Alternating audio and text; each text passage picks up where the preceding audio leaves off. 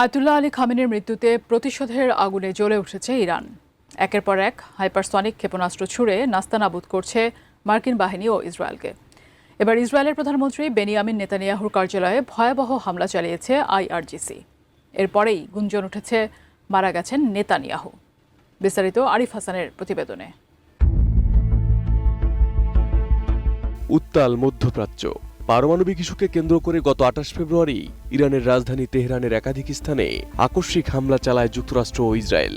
হত্যা করেছে ৪ দশক ধরে ইরানের সর্বোচ্চ ক্ষমতায় থাকা সুপ্রিম লিডার আয়াতুল্লাহ আলী খামেনিকে।